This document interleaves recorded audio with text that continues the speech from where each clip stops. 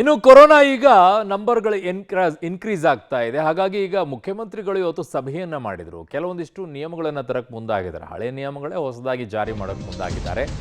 ಏನೊಂದಿಷ್ಟು ರೂಲ್ಸ್ಗಳು ಏನಿದಾವೆ ಅನ್ನೋದನ್ನ ನೋಡೋಣ. ರಾಜ್ಯದಲ್ಲಿ ನಿಧಾನಗತಿಯಲ್ಲಿ ಕೋವಿಡ್ ಕೇಸ್ ಏರಿಕೆ ಆಗ್ತಾ ಇರೋ ಹಿನ್ನೆಲೆಯಲ್ಲಿ ಗರ್ಭಿಣಿಯರು, ವೃದ್ಧರಿಗೆ ಮಾಸ್ಕ್ ಕಡ್ಡಾಯವನ್ನ ಮಾಡಲಾಗ್ತಾ ಇದೆ. ಮಕ್ಕಳಿಗೆ ಜ್ವರ, ನೆಗಡಿ ಇದ್ರೆ ರಜೆ ನೀಡೋಕೆ ಸೂಚನೆಯನ್ನ ನೀಡಲಾಗಿದೆ ಶಾಲೆಗಳಿಗೆ. ಸಿಎಂ ನೇತೃತ್ವದಲ್ಲಿ ನಡೆದಂಥ ಸಭೆಯಲ್ಲಿ ನಿರ್ಧಾರವನ್ನು ತೆಗೆದುಕೊಳ್ಳಲಾಗಿದೆ. ಪರ್ಟಿಕ್ಯುಲರ್ ಶಾಲೆಗಳಿಗೆ ಬಹಳ ಎಚ್ಚರಿಕೆ. ಈಗ ಜ್ವರ, ಕೆಮ್ಮು, ನೆಗಡಿ ಇದ್ರೆ ಟೆಸ್ಟ್ ಮಾಡಿಸಲು ಕೂಡ ಸೂಚನೆಯನ್ನು ನೀಡಲಾಗಿದೆ. ರಾಜ್ಯದಲ್ಲಿ ನಿಧಾನಗತಿಯಲ್ಲಿ ಈಗ ಕೊರೋನಾ ಕೇಸ್ಗಳು ಹೆಚ್ಚಳವಾಗ್ತಾ ಇರೋದ್ರಿಂದ ಈ ಹೆಜ್ಜೆಯನ್ನ ರಾಜ್ಯ ಸರ್ಕಾರ ಇಟ್ಕೊಂಡಿದೆ.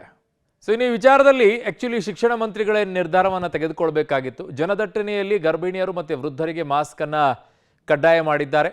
ಸೊ ಹಾಗಾಗಿ ಆಚೆ ಹೋಗೋಕ್ಕೆ ಹೋಗ್ಬೇಡಿ. ಯಾಕೆ ಹೋಗ್ತೀರಾ? ವಯಸ್ಕರರು ಹೆಚ್ಚು ಜನಸಂದಿ ಇರುವಲ್ಲಿ ಹೋಗಬೇಡಿ ಅಂತ ಹೇಳಿದ್ದಾರೆ. ಕರೆಕ್ಟ್, ಹೋಗಬೇಡಿ. ಒಂದೆರಡು ತಿಂಗಳು ಆರಾಮಾಗಿರಿ. ಹೆಂಗಾದರೂ ಹೊರಗಡೆಗೆ ಮಳೆ ಅಲ್ವಾ. ಶೀತ, ಕೆಮ್ಮು, ನೆಗಡಿ, ಜ್ವರ ಇರುವವರಿಗೆ ಕೋವಿಡ್ ಟೆಸ್ಟನ್ನು ಕಡ್ಡಾಯ ಮಾಡ್ತಾ ಇದ್ದಾರೆ.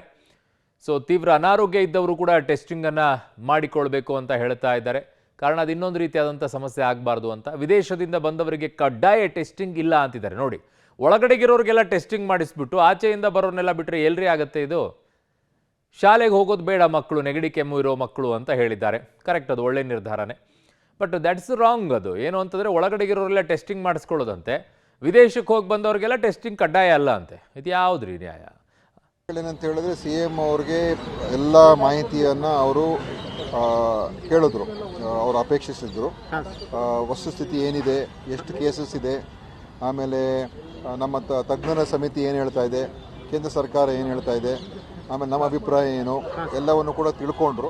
ನಾವು ಇದುವರೆಗೂ ಏನೇನಾಗಿದೆ ಅದೆಲ್ಲ ಹೇಳಿದು, ಮತ್ತು ಏನೇನು ಸಲಹೆಗಳನ್ನು ಮತ್ತು ಅಡ್ವೈಸರಿಗಳನ್ನು ನಾವು ನೀಡಿದ್ದೇವೆ ನಮ್ಮ ಡಿಪಾರ್ಟ್ಮೆಂಟಿಂದ, ಅದರದ್ದು ಕೂಡ ನಾವು ಹೇಳಿದ್ದೀವಿ.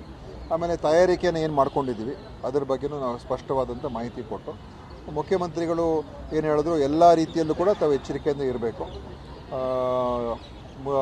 ಮುಂದಿನ ದಿವಸದಲ್ಲಿ ಏನೇ ಈ ಕೇಸಸ್ ಹೆಚ್ಚಾಗುವಂಥ ಪರಿಸ್ಥಿತಿ ಬಂದಾಗ ಅದಕ್ಕೆ ತಯಾರಿಕೆ ಇರಬೇಕು. ನಮ್ಮ ಆಸ್ಪತ್ರೆಗಳಲ್ಲಿ ಎಲ್ಲ ರೀತಿಯ ಔಷಧಿಗಳು